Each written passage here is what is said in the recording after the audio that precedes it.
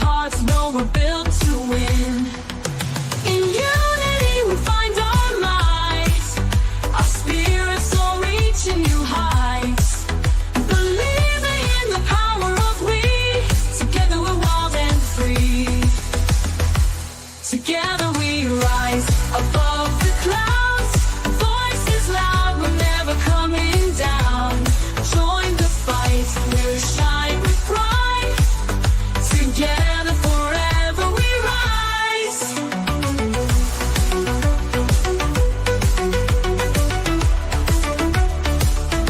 Together we rise.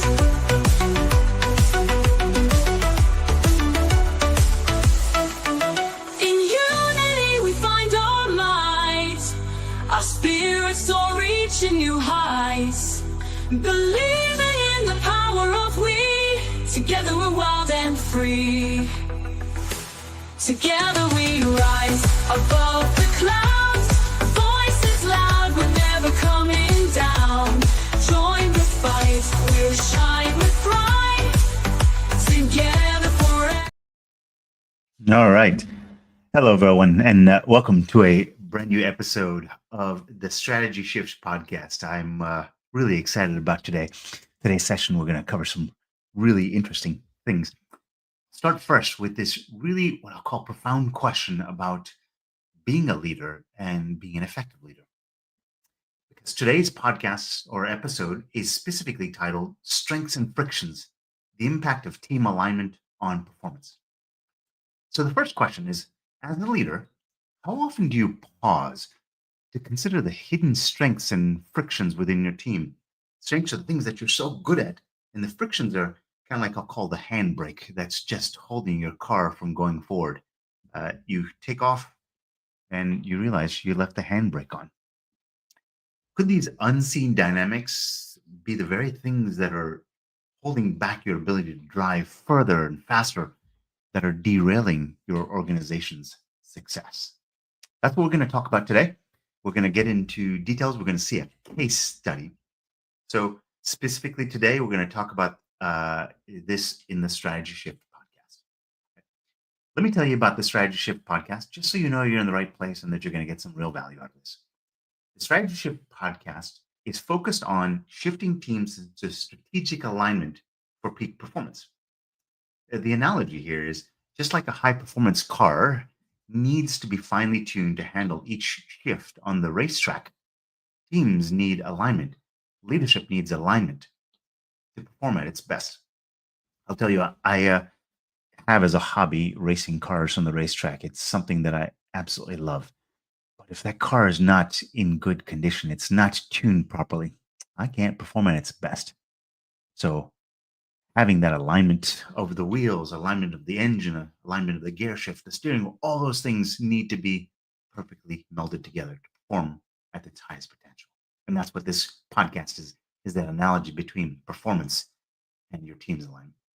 I see good morning from John Lane. John, welcome to the podcast. I love to have you here. Thank you so much. If anybody else is joining in, please share share good morning, say hello. And tell me what brought you to the podcast. I'd love to hear that. Let's keep going. Today, I've got some visuals and things. We're going to be talking through a case study that I think you're going to get some real value out of. So let me introduce myself. My name is Vinay Raman, and I'm thrilled to be your guide in this sort of story, in this unlock of team potential and frictions. This isn't just a podcast that's a one-way me talking to you. This is interactive. John says, say hi from Raleigh. Hi, John. Good to see you from Raleigh. I would love to hear if anybody else is connecting in, where you're connecting in from as well. But this is an interactive experience. Make sure you share your thoughts and your perspectives. You agree, disagree, give us a thumbs up, thumbs down. Tell us what you think. It makes the podcast, the insights, the tools, the power, and your effectiveness as a leader so much greater. You'll get so much out of this. I'll even guarantee it. As we explore these insights, join the conversation. If something resonates, type in a yes. And if a challenge sounds familiar, name it, call it. Tell me what you do about it. Let's work through these things together and see if this case study can actually even help you with some of these visuals that you're going to see. So, the question I'd like to ask you right now is, have you ever wondered about the alignment of your teams? Is everybody on the same sheet of music? And if there's more left on the table, how do you see it? How do you unlock it? How do you find it? And I'm curious, what do you do today? We're actually going to get to the bottom of those questions and how to answer those today. John, I would love to introduce John, who's been chiming in the comments already. John is a coach for teams, leadership teams, and all others, and he understands personality and the interactions between personality. John, I would love to hear your comments, your thoughts, your insights. I'm actually kind of curious what you think about this idea of the alignment of teams and how much is left on the table when there isn't alignment in the teams. Even just understanding from the personality and who are all the personalities sitting at the table when a decision or insight strategy is being put together. Okay. In order for all of this to work, we need to have a tool. Right? We need to have a tool that helps us measure things to understand where it is. And that measurement tool that we're going to talk about is something called the CRA. It says, CRA stands for Cultural and Role Alignment Index. It's a report. It's a 53-page. That's what this case study you're going to see today is. 50 to 55 page, depending on the company and how many leaders are in this organization or the team that we're surveying and analyzing. This culture and the role alignment, the CRA, kind of visualizes sort of the alignment and misalignment of these teams. And here's a promise that I'm going to make for you. I'm going to show it to you. And you're going to start to see these alignments and misalignments in seconds. If it takes you more than 90 seconds, something's happening. You're not seeing it. I will tell you to date, nobody has taken that long. It's going to be so fast and it's going to become so clear for this organization how there's friction that's being created. John Lane says, I'm a bad typer, so I'll do my best. No problem, John. I'd love to hear what you have to say. You've got some fantastic insights on everything that we do, especially around when it comes to people. So we're going to be reviewing a real company today, but we've anonymized it. We've renamed the company to Arcadia Innovations, and you're going to start to see the CRA in action. Basically, what you're going to get a chance to see is you're going to see deep inside of a company what's causing the alignment and misalignment and the friction, so that we can start to see what is the strength of this company and what is the friction. And again, the promise here is that you'll start to see it in just a couple of moments. John has left a comment here. He says, leaders are successful. Let me share this with everyone. Leaders are successful when they create leverage from their team. If the team is not properly aligned and engaged, that leverage is lost. That costs company millions of dollars. This is a fantastic segue. John, I'm going to send you a $20 bill in the mail for a fantastic segue into the next piece here, because I want to talk about 3 challenges that I think a lot of leaders face today, and how what John just mentioned here kind of leads directly into that and the impact of this, right? These 3 challenges, before I get into that CRA, that Culture and Role Alignment Index, and that case study, I want to set the frame for how significant this is, right? Challenge number 1, lack of clarity in team dynamics. Many leaders struggle to see the hidden strengths and frictions within their teams. And without this clarity, you miss out on opportunities because you don't know what the problem is to solve. In fact, Forbes said in 2022, 70% of leaders report misalignment within their teams, leading to inefficiencies. 70%, so 7 out of 10. John Lane puts a comment in here, money bags. Yeah, there's so much money to be unlocked, so much revenue, so much profitability, productivity, employee engagement, customer retention that is to be unlocked once you start to see these alignments and misalignments, these strengths and these frictions. Thank you so much, John, for sharing that. And anybody else joining in, if you're joining live, happy to have you. Love to have you. I'd love to hear your thoughts and comments as well. If you're joining afterwards in a replay after the live event, do me a favor and type in pound replay before you go to the comments, which I think is on the right-hand side of your screen, and type in your comments. Love to have your comments after the live event as well. I still think it will enrich the conversation significantly because answers will be coming back from myself and or others. And John, I would invite you to share your perspectives on all of this. I think this is a collaborative learning opportunity here. Challenge number 2 for leaders. Out of the 3 leaders that leaders face today, difficulty in maintaining strategic alignment across roles. Let me frame up what that means here. Competing priorities, different strategic focuses make alignment difficult, creating conflicting goals. The analogy I gave to somebody is if you've ever tried to finish a jigsaw puzzle, one in a case where you've got a picture of the box cover is so helpful in trying to do that 1,000-piece jigsaw puzzle. In my house, we've lost boxes. Boxes have been ruined because of kids. Oh, we'll blame it on the kids. We've lost the boxes, but we have all the puzzle pieces. You know how much harder it is to get that puzzle together when we don't have a unified vision of what that puzzle looks like? All the pieces are there. Now, if all the members of your team know the part that they're supposed to play or know what role they're sitting in, what puzzle piece they are, but they don't know what the overall picture, how can you get there? It's so much harder to do without that puzzle box cover. In fact, Deloitte said 64% of organizations struggle with aligning their teams to a unified strategic vision. They don't see the same puzzle box cover. It makes it really difficult to finish that puzzle. I'm going to stop here. Has anybody else felt this, experienced this as a leader, where you have difficulty in maintaining that strategic alignment across roles? You have a senior leadership team. You have an entry-level team, a mid-level team. Trying to get everybody to coalesce on what that common vision is. Because if you can't have it, it's hard to do. Challenge number 3. And love to hear in the comments if you're feeling these or if you felt any of these. Tell me the scenario. Tell me the story too, if you'd care to share. Slow or uninformed decision making. Misaligned teams often experience decision-making delays, which slows down progress and decreases impact. So when there's misalignment, it takes longer to make decisions, and it slows down progress and reduces the amount of impact that it can have. McKinsey said in 2022, 57% of executives report slow decision-making as a major barrier to performance. So what are we going to do today?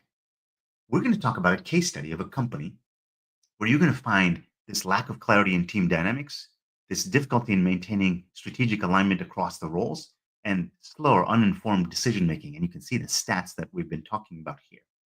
So the question I want to ask you as we start to frame up this case study, so you can start to ask questions and see how this culture and role alignment is really going to give you so much clarity in 90 seconds or less. You can unlock those 3 challenges, and you can do it, and you look like a savant as a leader. It'll be that simple and so clear. So the question is, if you've experienced any one of these challenges, drop a yes into the comments. If you've experienced it, you've seen others experience it, and share which one of those resonate or which one of those made a lot of sense for you or you've seen in action. Type that into the comments. Again, if you're joining us after the event, after the live event, type in #replay and ask as many questions as you want. This is interactive. We're creating a podcast here that will be used for many purposes, to include explanations. Your comments will actually further enhance those explanations and help others understand what it is. So while I know as a kid, I used to be scared about asking questions because I thought I have not paid attention in class, it's actually the opportunity for others to learn. It's actually why I ask a lot of questions when I go to events. Find out that most people come to me afterwards and say, I didn't want to ask that question, but that's exactly what I wanted to answer. Type that in. John Lane says, I will. And that is, I suspect, John, to this idea that you'll share your comments. I encourage everyone to do that. Please do. John is doing quite well himself. John says, I have seen it. I suspect that is seeing any one of those 3: lack of clarity on team dynamics, difficulty in maintaining strategic alignment across roles, or slow and uninformed decision making. I will share some of those stats if you'd like. John goes on to say, too much to type. Yes, I can imagine. So, John, I will tell you also, I'm actually doing a podcast with John where we're going to take a case study and we're going to start to show how misalignment and personality types significantly influence that. if you'd like to join the show with John and I, where you can start to see this misalignment and strategic vision across teams and personality, how that affects outcomes and what you can actually do, type in podcast and I'll make sure to send you the link. John is a fantastic and very entertaining uh, speaker, so I think you'll enjoy the podcast. Um, Last thing John says here for right now is alignment is the key one for me, and I agree. Alignment, it is at the root of pretty much every problem I can think of in business or any organization for that matter. Thank you, John. I love your interaction.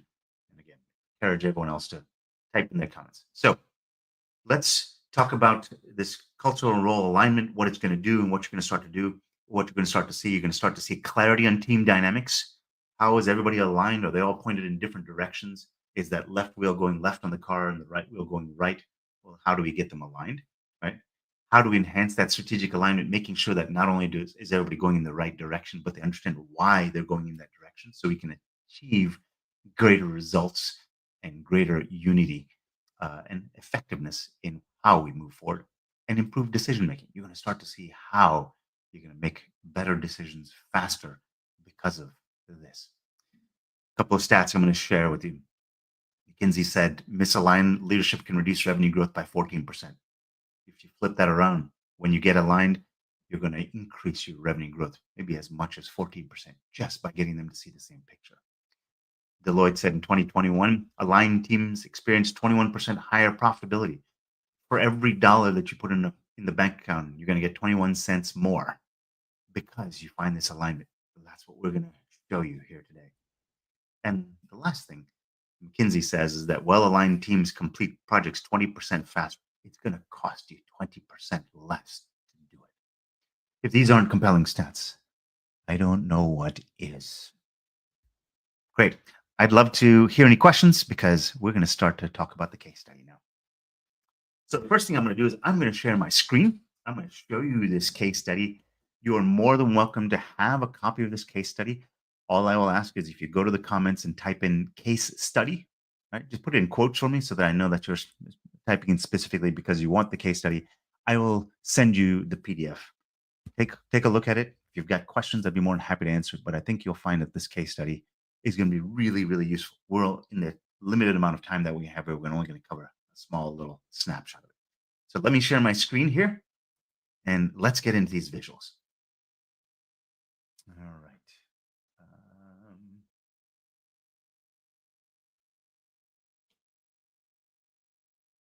All right. You should be able to see my screen here, and I am actually just making sure that I get you to the right page. We're going to page 11. And what we're talking about on page 11 is this team analysis and narrative. I'm going to show how the team is aligned, misaligned, and what the question I'd like to ask you as we get to this is if you could think about this as you're seeing this, what could this tell you? So let's start with this. So we're doing a culture and role alignment index. It's this particular case study for this company is about 50 pages. This is what we generate for every company. And what we've done is we have gone through and reviewed this company called Arcadia Innovations, their senior leadership team. They're between 100 and 250 employees. Let me increase the size a little bit here so you can see this. I think they're just slightly above 10 million in revenue. And this company happens to be in producing high quality industrial components in automotive and aerospace. And what this report is going to do is start to show you their alignment and misalignment. Let's skip forward and let's start to get to this. I want to show you the visual. All right. Let me explain this to you real quick, just so you know what you're looking at. On the outside edge for all these things, customer satisfaction, financial strength, continuous innovation, market position, operational efficiencies, all the way around, we've taken a look at the CEO, CTO, CIO, the whole senior leadership team. And you see all these different areas that are shaded in. Those are how the team members of this leadership team see things differently. I want to stop for a moment here.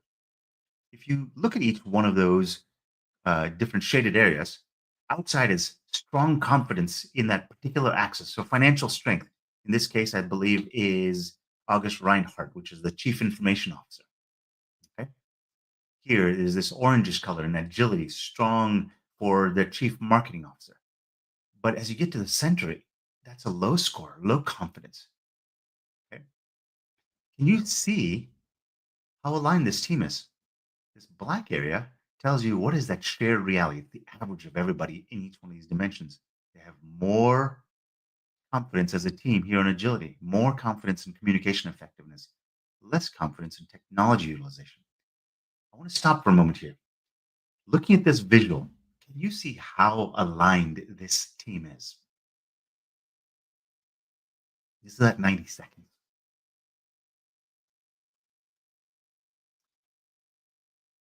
I'd love to hear in the comments, does this team seem aligned to you? Because every one of these team members has given a score on a scale of 1 to 10 on agility. Our company is agile, demonstrates agility. 10 strongly agree, 1 strongly disagree. Can you see that there's a variance in scores here on each one of these dimensions? Financial strength, customer satisfaction, strategic goal alignment, quality control. Can you see how much misalignment there is?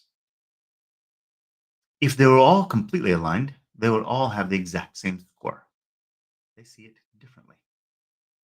And the question I'd love to hear the answer to, I'd love for you to consider here is, what could you do if you could see this about your team?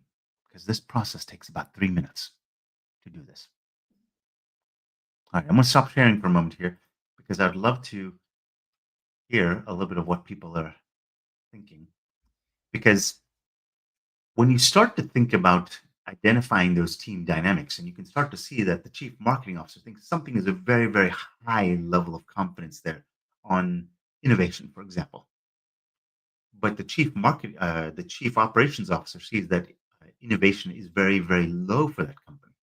When they come to talk about an issue, are they actually talking about the issue anymore? Are they actually talking about whose perception is right? I'd love to hear what you think in the comments. If you can see that level of misalignment, how much time is spent talking about the actual issue itself? John, I would love to hear from your point of view. We've got a chief marketing officer, and I'm just making up an example here. Chief marketing officer and a chief operations officer. They see innovation. One sees innovation is very strong in the company. One sees innovation is very weak in the company, or is a major source of friction in the company. Two different personalities there. Are they spending 100% of their time talking about resolving the issue, or is that more of about personality conflict? I would love to hear what you think, John, in terms of that.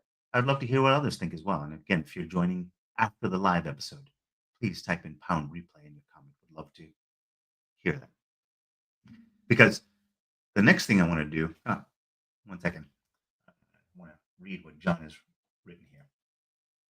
Misalignment identified by data depersonalizes the topic. Now the door is open to drive understanding and positive resolution. Yeah, so let's dig into what John just said here, right? Oftentimes, let me talk about myself.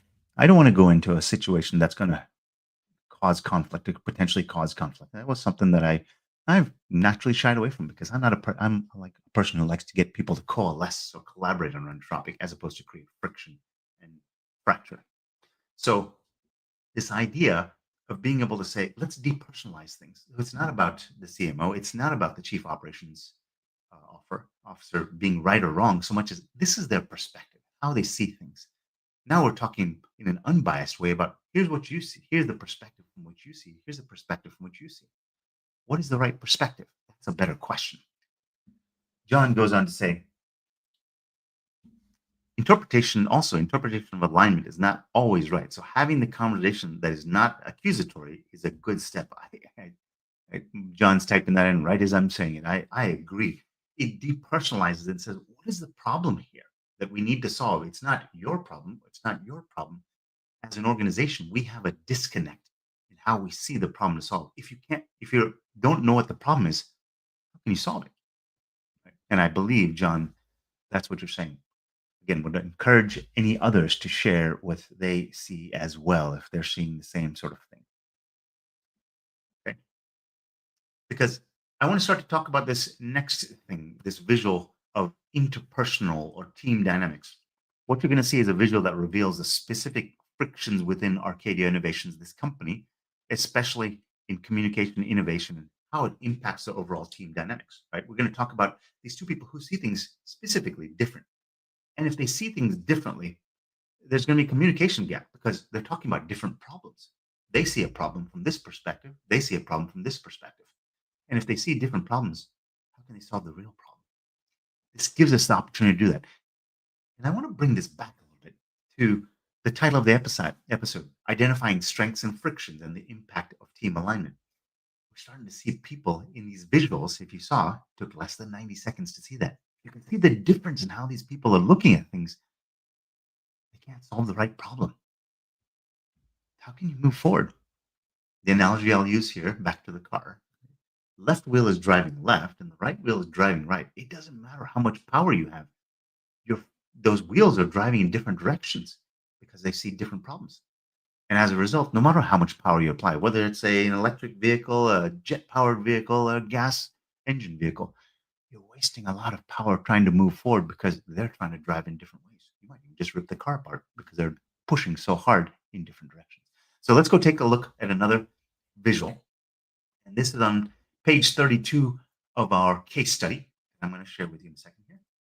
Let me bring that up. Let's see what we see on page 32. So let's go. So we're starting to talk about interpersonal and team dynamics. We're starting to talk about some individuals, the outlier, they see things significantly different from others and what that means. So in this case, we've got Michael Anna, who is the CEO of the company. And just based on the way he's answered things, this doesn't mean he's right or wrong, but he's focused on finances. Let me read this out to you just so you get a sense of what this is saying about Michael and how his perspective is looking at the situation. Michael Anna's emphasis on financial stability differs significantly from the team average. He sees it differently. Doesn't mean he's right or wrong. He sees it differently. And that's the perspective from which he's going to make his case, identify problems. This focus could create perceptual friction during discussion or innovation and growth, as his priority may conflict with those team members who emphasize more progressive approaches. Michael is saying, hold on a second. We need to fix our finances and get financial stability. When other people are talking about growth and these innovative, what he calls these progressive or innovative approaches, he's saying, I don't know how you can be talking about that when we don't have our finances set up. This is not about right or wrong. It goes on to say in this case study about this company, the alignment and misalignment and the impact of it. But recognizing these different perspectives must be explored for strategic alignment. Why this matters? Differing views and financial priorities can lead to misaligned strategies and slower decision making, as we referred to earlier, impacting the overall team cohesion. And it comes back to this same statistic we'd seen once before. Misalignment in leadership can reduce revenue growth by 14% due to strategic delays. I would love to hear from you if you're listening in. Have you ever felt this?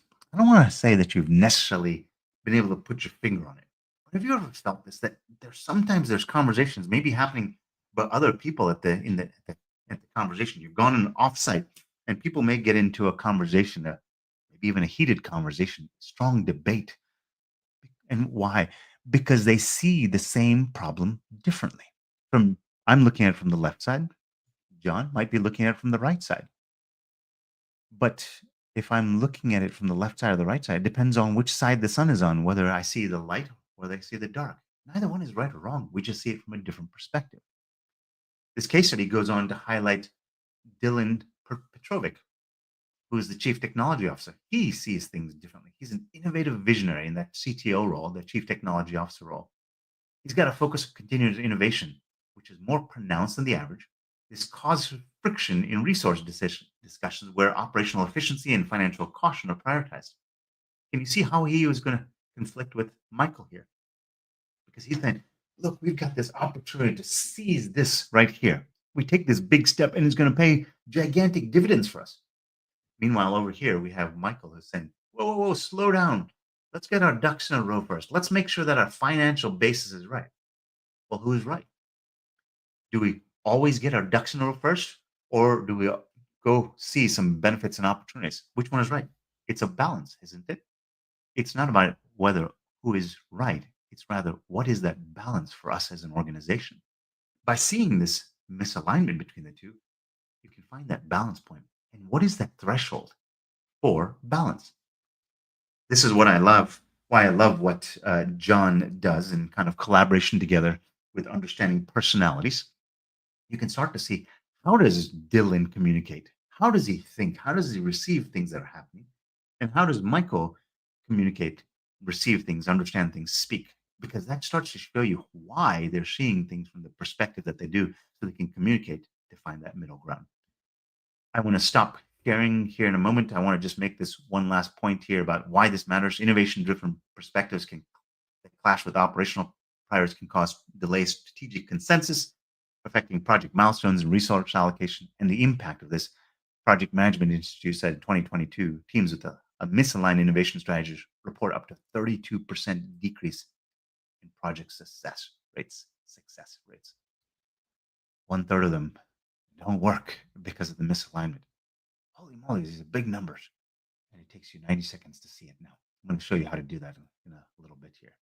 I'm going to stop here because I've had a number of people who've been chiming in. I want to kind of get to some of this. Abigail, hey Abigail, nice to see you. It's been some time. Abigail shares here.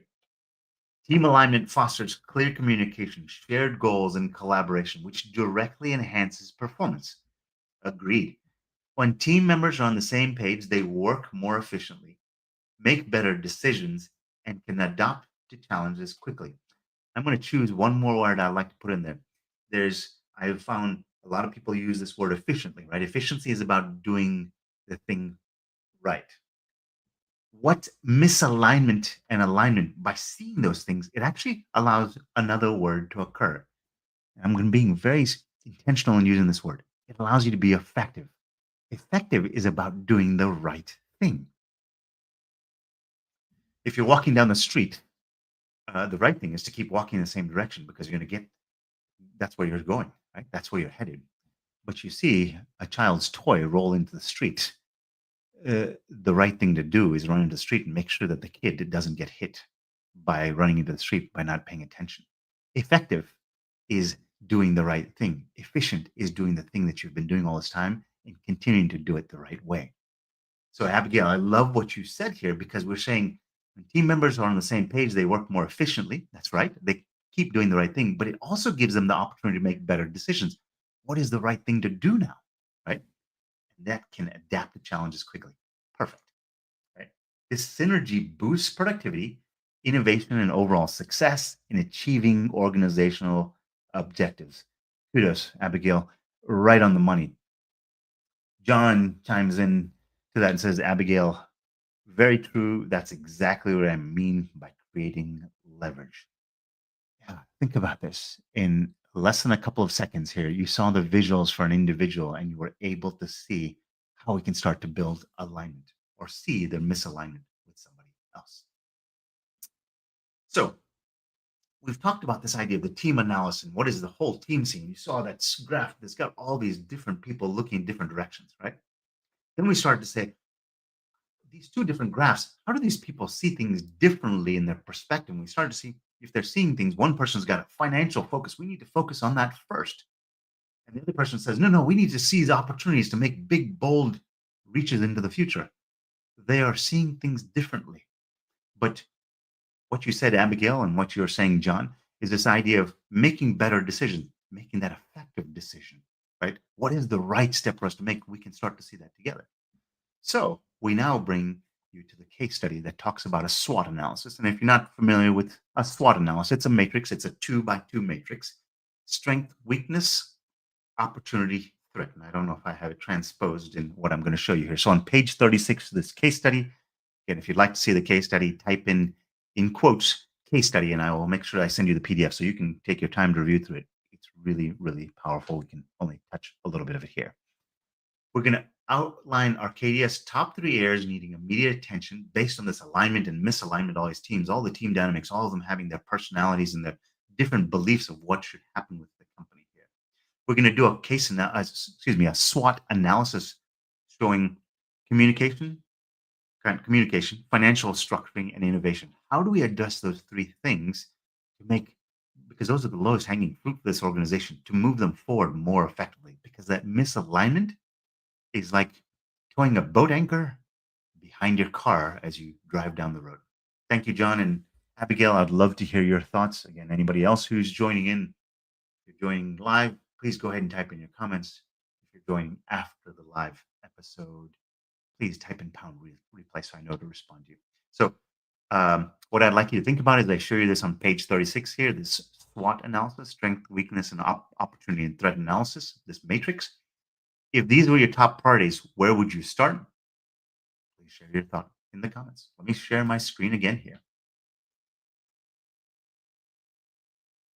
And we're going to page 36 of this case study. All right.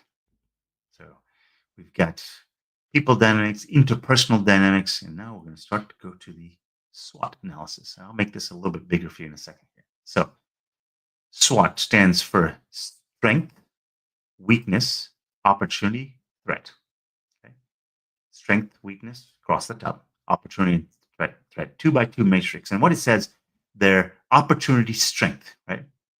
Their opportunity, weakness, their threat, strength, and their strength, weakness. This allows you to start to figure out how to seize opportunities that lean into your strengths and eliminate the threats that target your weakness. Right? By leaning in here and by leaning in here, you start to raise your ceiling as an organization, but you also raise your floor. So you mitigate your risks and you also enhance and become a market leader based on your strengths. Okay? We've gotten this all by seeing what is the alignment, misalignment of this team. Powerful stuff here. It gives you the roadmap to success based on your team.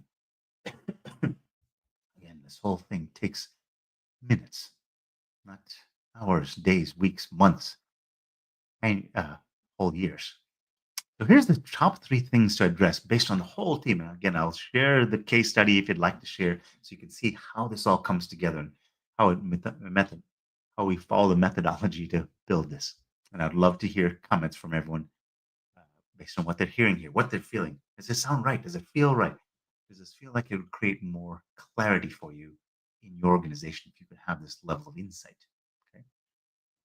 Because I'll figure out how to start this process free after this screen here. Top three items to address first.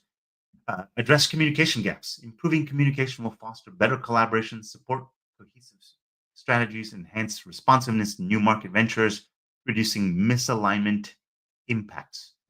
Gosh, John, I gotta imagine you would have a field day with this if you've got different personalities here and you start to see that they're just all these different personalities of butting heads here, right?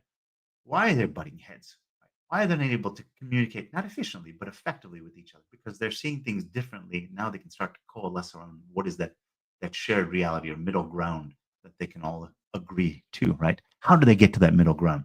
So there's top three things to unlock potential in this organization. It's communication gaps. But where are those communication gaps? People talk about communication all the time as a problem. So do you know what to fix? We do here. We know exactly what to fix. You can bring in the expertise of people like John. I'll be more than happy to connect you with John if you'd like. Just type in John. John Lane is his last name. Type in John Lane in the comments and I'll connect you to John. Okay. John, with this culture and role alignment analysis, we find out where those problems are. John can take a look at that and say, let me tell you the specific steps to increase communication effectively between all these different pairings. One individual to the whole group, two individual pairings, two people versus one, whatever that mixes. It's all laid out here. Okay. Number two, strengthen financial structuring. Enhancing financial management can attract investment, improve economic resilience, and support strategic initiatives, ensuring the company stays competitive during downturns. Remember, we talked about I think it was Dylan, the CTO, he was talking about we need to seize these opportunities. But Michael Anna, the CEO, is saying, no, we got to focus on good, solid financials. Can you see how this one right here allows us to reach after those opportunities because we've got financial structuring in place, right? Understanding personalities will help us in that first step. But this is where you can start to go to a chief financial officer, a fractional CFO, financial consultant, say, hey, I need some help. I need some support to make sure I can attract investment or improve economic resilience or support strategic initiatives because I have these opportunities I want to seize, but I don't have the financial foundation and structure that I need to be able to get there. Can you help me do that? You're asking a specific ask. This is the power of what this cultural and role alignment analysis does. Number three, encourage innovation. Fostering a stronger focus on innovation will prevent stagnation, help maintain market competitiveness, and respond effectively to industry advancements and changes. Abigail and John, I'd love to hear what you think about this.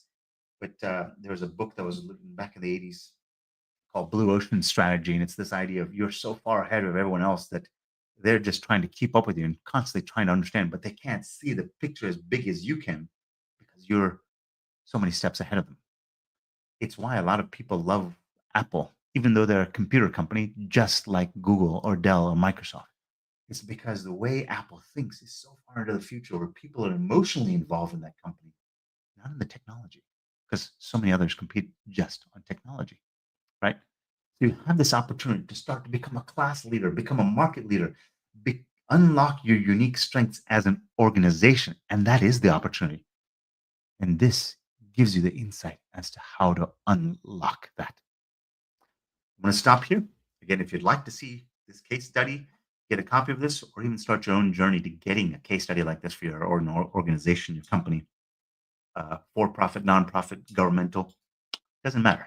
We'll create it for you. You can start that journey pretty quickly, and it takes about 30 minutes. Type in case study if you want a copy of the case study. Type in CRA if you'd like the cultural and role alignment. I'll give you a link to that. Let's see, we've got a couple more comments here. Abigail says, John Lane, sure, because creating leverage in a team for alignment involves clear communication, setting shared goals, and defining roles. Leaders should foster trust, provide the right resources, and encourage accountability. Right on.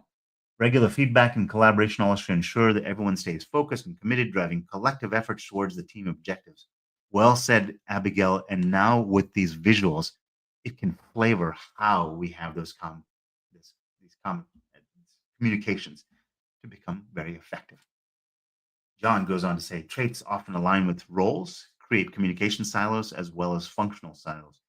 Agreed. John, I think this goes back to kind of that analogy I was making that every puzzle piece, trying to paint a visual image here. If I have a puzzle piece, it may have 2 tabs and 2 slots, or it may have 3 tabs and 1 slot, or 4 slots, the little indentations in the tabs. Each puzzle piece is unique in what that shape is and how they fit into each other. So they have a unique role to play. Everyone has a unique role to play in service of that larger picture. And if we can define and create clarity around what that bigger picture is on the front of that puzzle box, it makes it easier to figure out where every puzzle piece goes. And I think that's exactly what, John, you're saying, and Abigail, you're saying as well. Thank you for those comments. Again, encourage anybody else if you're seeing things, what that is, and how you've experienced it, if you've experienced that as well. So I want to take a moment here to talk about what's now possible. You've seen this, you've kind of experienced it. Now, I would love to show you some more visuals of some individuals in a second here.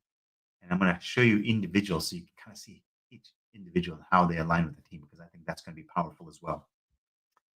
Studies show that aligned teams experience faster project completion and greater profitability. Now that we've seen this for Arcadia, alignment improvements could potentially increase revenue by 10 to 15%. They're a $10 million company.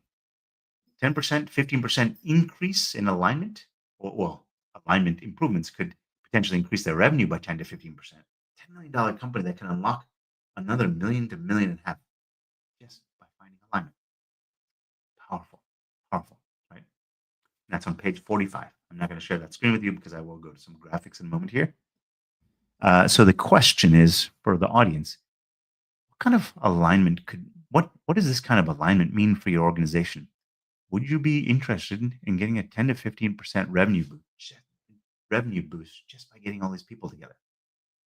I'm curious. Please share in the comments. Because here's what I'm going to do now. I want to show you some individuals. You've seen this team. You've seen how there's misalignments between teams. But let's go take it some individuals. I'm going to hop in here and show you. And John and Abigail, I'd love to hear your thoughts along the way. You've been so wonderful in what you're sharing so far. Let me scroll up a little bit here and get you to some individuals. Let's go take a look at Michael because you're already familiar with Michael. We've got graphics for all the different members of the team. Okay. Remember the same questions that we've asked, the same 15 questions. 10 is on the outside edge, as in they strongly agree. So this blue area is pointing towards an 8 here. So Michael strongly agrees that operational efficiency is strong in that company. But consistent revenue growth, Michael believes that that's a 1 out of 10. So very strongly disagrees that it's strong. So you can see operational efficiency, customer retention, and global presence are quite strong here. This gray area shows the average. And you see Michael's alignment with his team. John and Abigail, I'd be curious, Abigail, just some of the language that you've been using, kind of what narrative comes to mind, right? Is this an effective team? What kind of emotions do you think Michael goes home with every day when he is so in or out of alignment with his team? Do you think he goes home happy every day? Do you think he goes home fulfilled? Does he go home frustrated, angry? John, I would love to hear from a personality point of view. Chief executive officer and has such strong conviction of the company's performance on these areas, but such low conviction on these other areas. I'd be curious what you think.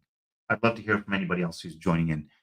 And if you're joining after the live event, please type in pound replay and type your comment just so we know and we can respond to them directly and make sure we get to them and give clarifications or share with you if needed.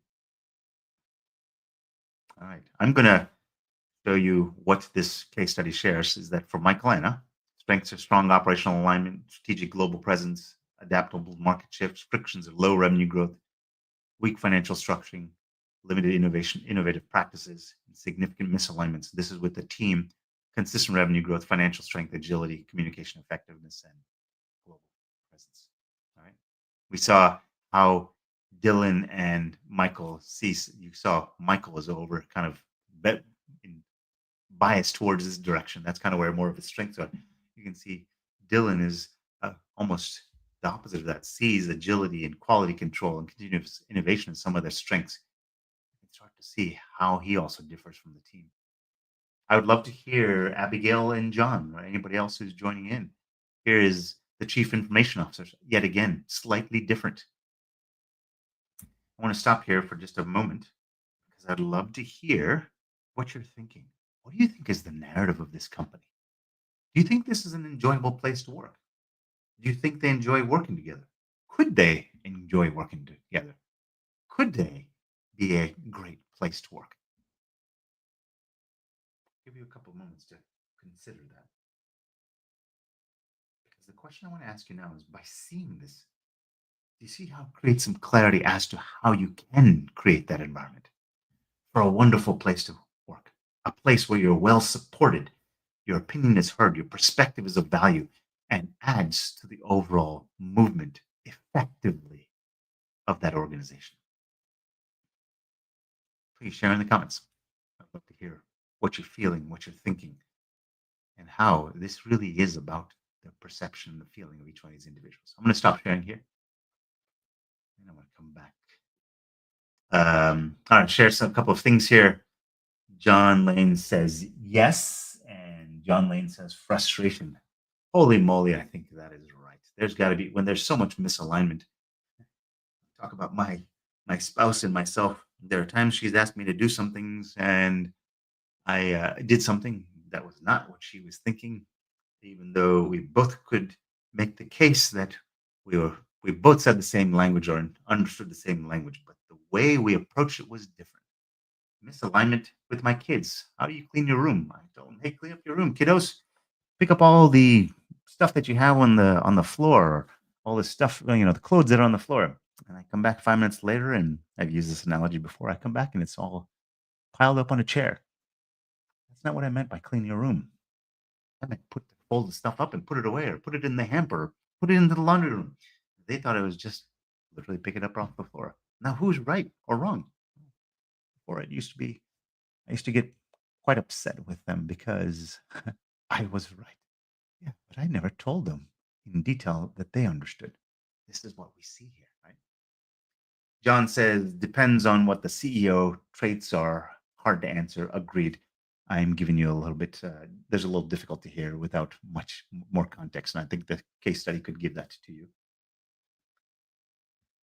And I think this is almost sort of a crowning point here is possibly, but the misalignment must surely transfer down. So let me allude to what John is talking about here. If the CTO and the CEO are misaligned in how they see it, one sees we've got great opportunities to seize on, great opportunities to seize on. That's what I was using the right hand before. And the CEO sees that we need more financial stability first, right? We need to be conservative first. What is that CTO saying to his or her team? Probably talking about how do we leverage those opportunities. That whole department is focused on opportunities. And is that out of alignment with what the CEO wants? Yeah, it is. Now, the CEO is telling anyone who might be directly reporting to them or to their chief financial officer, hey, and the chief financial officer is laid out in the case study. So you can go take a look at it and see if their CEO and CFO are aligned.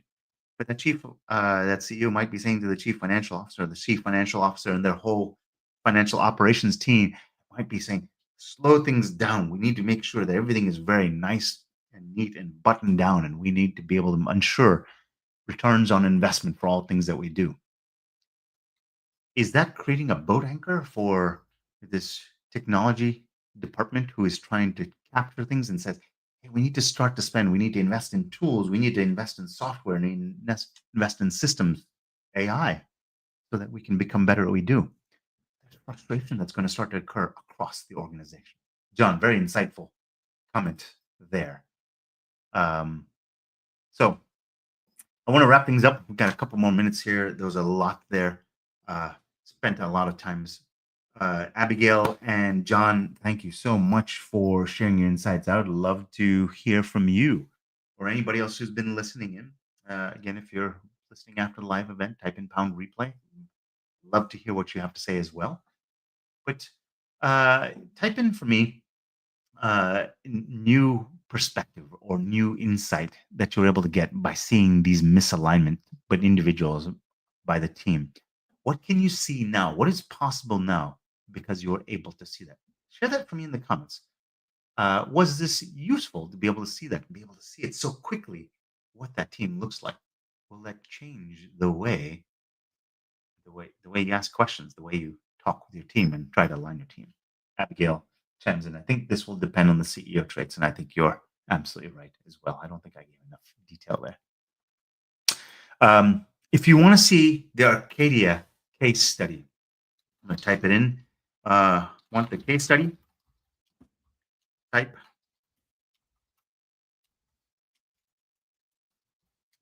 in case study.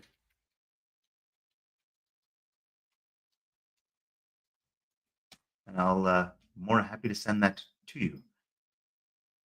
Further, if you would like to do this, you would like to get your own alignment. The individual alignment doesn't cost anything. We saw that for Michael. We saw it for Dylan. It doesn't cost anything. The report will come to you very, very quickly, and you can start to see how you align with other people in your industry. If you're the CEO of a company, you're the chief operations officer, you're the director, you're a team leader. You want to see how you compare to others in your industry? We'll give you a free report that will show you what that is. It's not as big as a case study. It'll tell you how you align, how you compare to other leaders, how you compare to the average. If you want that, it's completely free. Put that in here.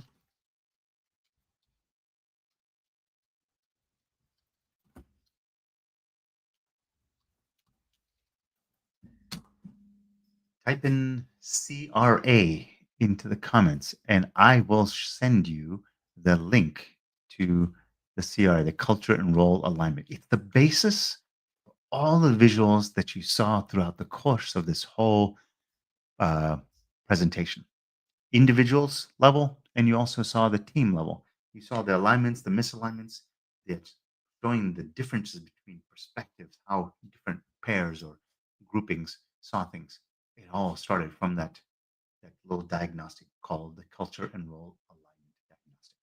Right? I'll send you that link. Just type in CRA and I'll send it to you directly. Um, Great. I think we covered a lot of ground here. There was a lot to talk about. Abigail, thank you so much for your participation, your engagement, some fantastic insights that you shared. John, thank you, as always, for sharing your insights. Always very insightful. Again, if you'd like to connect with John, please type in John Lane. I'll make sure I connect you with him. By the same time, if you'd like to tap to Abigail, wonderful person as well. I've had a number of interactions with Abigail. If you'd like to connect or learn more about Abigail, type in Abigail's name as well into the comments, and I will make sure that you're connected with Abigail. I'll make an introduction for you. So Abigail has typed in CRA into the comments. Abigail will sure send that to you as well. Have you do that. With that saying, thank you everyone so much for the time. Hopefully this was of good use, whether you're listening to the live event or to the replay. Please type in case study if you want a copy of the case study. I'll send you the PDF. And if you want to do that, if you want to start this whole journey and start to find out what your alignment is, and it's to outperform the whole market in a way that can then never just keep up and do it in about 90 seconds, type in CRA and I'll send you that link so you can do it for yourself. Thank you, everyone. Enjoy your day.